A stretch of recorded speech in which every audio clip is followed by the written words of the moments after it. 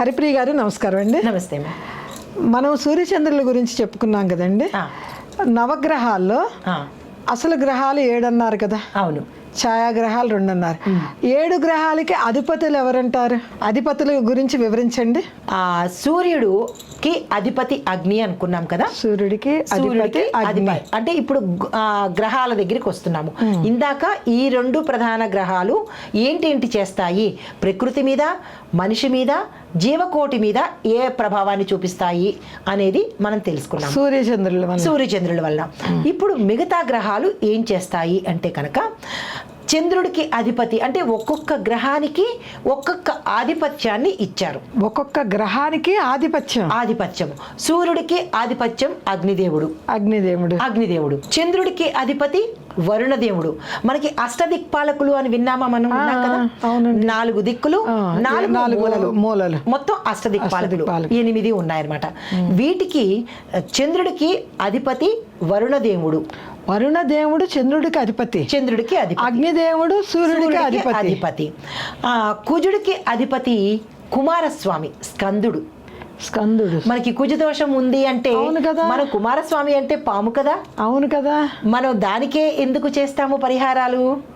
అవును, కాలసర్పదోషం ఉన్నా లేదా సర్పదోషం ఉన్నా మనం కుజుడికే ఎందుకు చేస్తాము అంటే, కుజుడికి అధిపతి కుమారస్వామి, సర్పరూపుడు.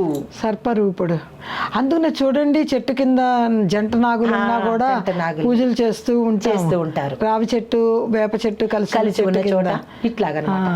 ఇప్పుడు ఒక్కొక్క దానికి ఒక్కొక్కటి క్లియర్ గా తెలిసింది కదా. కుజుడికి అధిపతి కుమారస్వామి, సర్పరూపుడు. జాతకంలో కుజదోషం ఉన్నా, కాలసర్పదోషం ఉన్నా, సర్పదోషం ఉన్నా కుజుడికి మనం పూజలు చేసుకుంటాము, పరిహారాలు చేసుకుంటాము.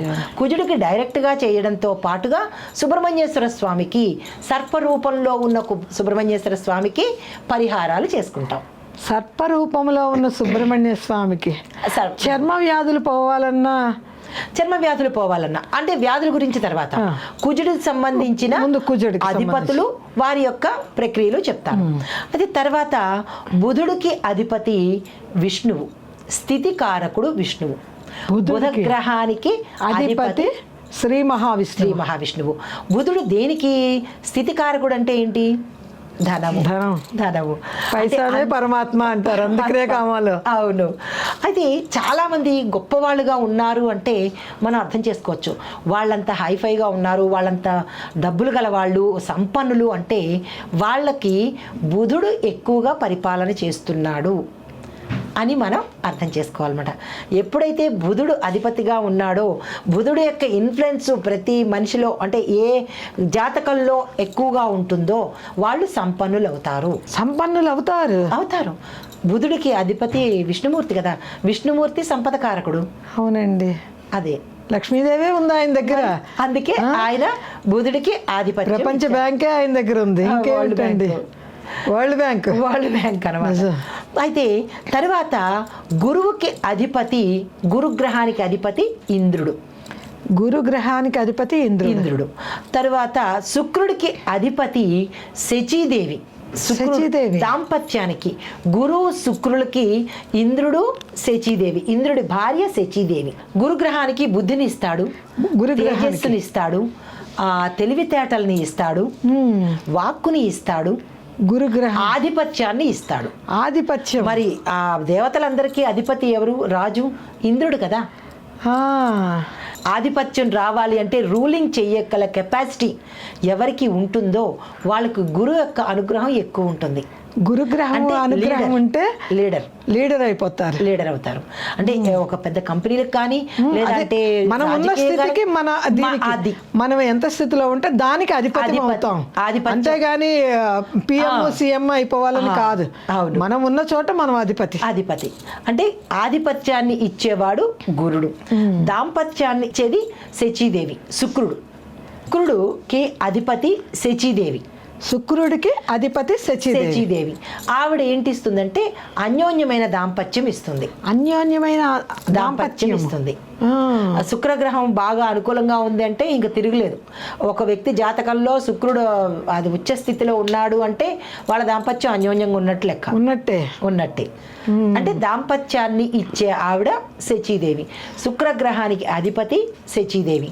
అంటే దాంపత్యంలో అన్యోన్యత లోపించిన, ఇద్దరు చిటపట్లాడుతూ ఉన్నా, లేదా డివైడ్ అంటే డైవర్స్ అయిపోతున్నా, లేదా ఏమీ అవ్వకుండానే భార్య ఒక చోట భర్త ఒక చోట ఉండి గ్యాప్ వచ్చిన, రీత్యా అనురాగం ఆప్యాయతతోనే ఉంటారు, కానీ పరిస్థితుల వల్ల దూరంగా ఉంటారు.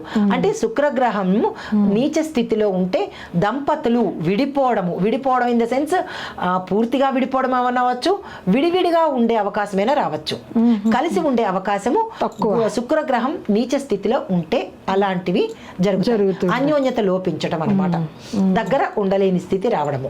ఇది శుక్రగ్రహానికి ప్రతీక. అయితే శని గ్రహానికి ప్రతీక బ్రహ్మదేవుడు. శని గ్రహానికి బ్రహ్మదేవుడు అధిపతి. బ్రహ్మదేవుడు శని సూర్యపుత్రుడు. అవునండి. ఆ గ్రహానికి అధిపతి బ్రహ్మదేవుడు. శని గ్రహానికి అధిపతి బ్రహ్మదేవుడు అన్నమాట. బ్రహ్మదేవుడు ఏం చేస్తాడు? కర్మల్ని రాస్తాడు. సృష్టిస్తాడు, కర్మల్ని రాస్తాడు. ఆ కర్మని అనుభవింపచేసేది శని భగవానుడు. అర్థమైందా? కరెక్ట్ అండి. కర్మ రాసేది ఒక వ్యక్తి యొక్క జాతక కర్మ రాసేది బ్రహ్మదేవుడు, ఆ కర్మల్ని అనుభవింపచేసేది శనీశ్వరుడు. ఆచరణలో ఈయన పెడతారు. మంచి కర్మైనా కానీ చెడు కర్మైనా కానీ, ఏ కర్మైనా ఆ వ్యక్తి యొక్క మంచి కర్మ చెడు కర్మ విడివిడిగా ఈయనే పరిపాలిస్తాడు. అంటే చెడు కర్మని అనుభవింపచేయడము, మంచి కర్మని కూడా శనే భాగస్వామ్యం. ఇప్పుడు ఒక వ్యక్తి ఆయుష్మంతుడుగా ఆరోగ్యవంతుడుగా ఉన్నాడు అంటే అది శని ప్రదాత. ఆయన శనీశ్వరుడు ఇస్తేనే ఆయుష్ ఆరోగ్యం వస్తుంది. అవునండి. శని ఉచ్చదశలో ఉన్నప్పుడు మహారాజ యోగం పడుతుంది అనమాట. అంటే ఆ కర్మని మంచి కర్మకి ఉచ్చ స్థితి ఇస్తాడు, చెడు కర్మకి నీచ స్థితి ఇస్తాడు. అంటే కర్మని రూల్ చేసే గ్రహము శని గ్రహము, కర్మని రాసేవాడు బ్రహ్మదేవుడు, శనికి అధిపతి బ్రహ్మ. ఇంత విపులీకరంగా